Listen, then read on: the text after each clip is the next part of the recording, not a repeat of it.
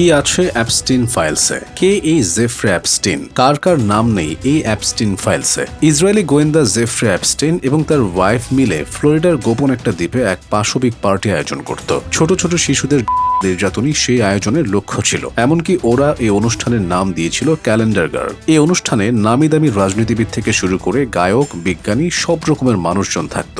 Bill Gates, Donald Trump, ট্রাম্পের ছেলে মেয়ে, president Bill Clinton, Stephen Hawking, Bob Shapiro, Zohran মামদানির মা সহ আরো অনেকেই ছিল।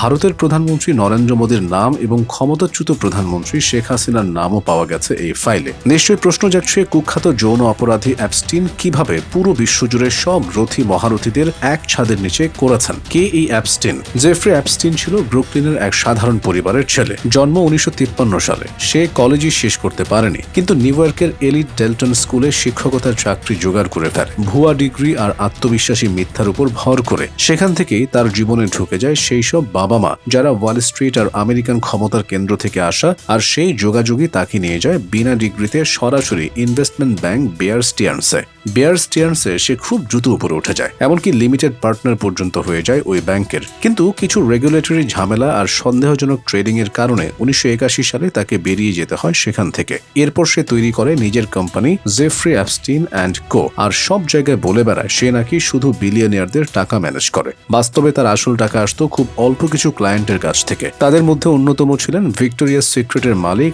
লেস ওয়েক্সনার, আর আরেকজন হচ্ছেন ইনভেস্টর লিওন ব্ল্যাক, যারা সব মিলিয়ে তাকে শত শত মিলিয়ন ডলার ফি দিয়েছে বলে তদন্তে উঠে এসেছে। অ্যাপস্টিনের এই পুরো টাকা ম্যানেজ করার ব্যাপারটা আসলে ফাইন্যান্সের জিনিয়াস না, বরং এক ধরনের হানি ট্র্যাপ সিস্টেম, যেখানে টাকা, প্রভাব, সুন্দরী নারী আর ক্যামেরা একসাথে মিলেমিশে হয়ে যায় একটা ভয়ঙ্কর জাল। তার নিউ ইয়র্ক পেন্ট হাউস, পাম বিচের ভিলা, ক্যারিবিয়ান দ্বীপ, লিটল সেন্ট জেমস, সব জায়গাতেই ছিল হাই প্রোফাইল পার্টি, যেখানে থাকতো রাজপরিবারের সদস্য, প্রেসিডেন্ট, বিলিয়নিয়ার, বিজ্ঞানী, সেলিব্রিটি সবাই। বাইরে থেকে মনে হতো এসব শুধু এলিট সোশ্যাল সার্কেল, কিন্তু এর ভেতরে লুকিয়ে ছিল ভয়ঙ্কর এক সত্তা। অসংখ্য রুম, লুকানো ক্যামেরা আর এমন পরিস্থিতি যেখানে ক্ষমতাধর মানুষদের দুর্বলতা রেকর্ড হয়ে যেত। তদন্ত আর সাক্ষ্যগুলোতে ইঙ্গিত পাওয়া গেছে এই ভিডিও আর ছবি ছিল তার লেভারেজ মেশিন, যা দিয়ে সে নিশ্চিত করত কেউ যেন তার বিরুদ্ধে দাঁড়াতে না সাহস পায়। অ্যাপস্টেইন শুধু বিলাসী জীবনই চালাননি, নিয়ন্ত্রণও করেছেন মানুষকে।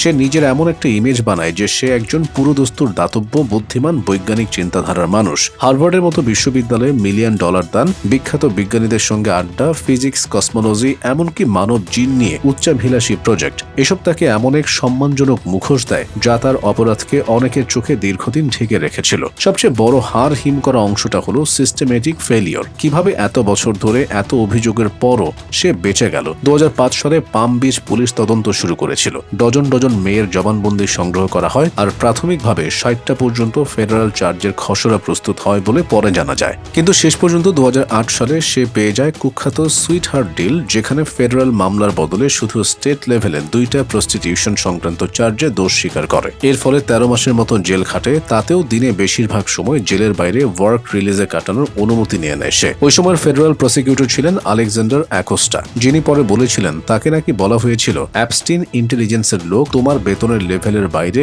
একে একা থাকতে দাও, এমন সব কথাবার্তা। অবশ্য এ নিয়ে প্রচুর বিতর্ক আছে। এই একই অ্যাকোস্টা পরবর্তীতে ডোনাল্ড ট্রাম্পের প্রশাসনে শ্রমমন্ত্রী হয়েছিলেন, আর 2019 সালে অ্যাপস্টিনের নতুন গ্রেফতারের পর চাপের মুখে পদত্যাগ করেন। 2019 সালে আবার ফেডারেল চার্জে তাকে নিউ ইয়র্কে গ্রেফতার করা হয়, সেক্স ট্রাফিকিং আর কনস্পিরেসির মতো গুরুতর অভিযোগে। কয়েক সপ্তাহের ভেতর 10 আগস্ট জেফ্রে অ্যাপস্টিন জেলে বরণ করেন। অফিসিয়াল রিপোর্টে এটাকে আত্মহত্যা বলা হয়, কিন্তু ক্যামেরা নষ্ট থাকা, গার্ডদের অবহেলা, এসব কারণে Epstein did not kill himself এমন মিম থেকে শুরু করে অসংখ্য কনস্পিরেসি থিওরি দাঁড়িয়ে যায় অনলাইনে। বলা হয় বিশ্বজুড়ে রথী মহারথীরা নিজেদের জঘন্য সব অপরাধের প্রমাণ মিটিয়ে দিতেই জেফ্রে অ্যাপস্টিনকে করে এবং একে আত্মহত্যা বলে চালিয়ে দেয়।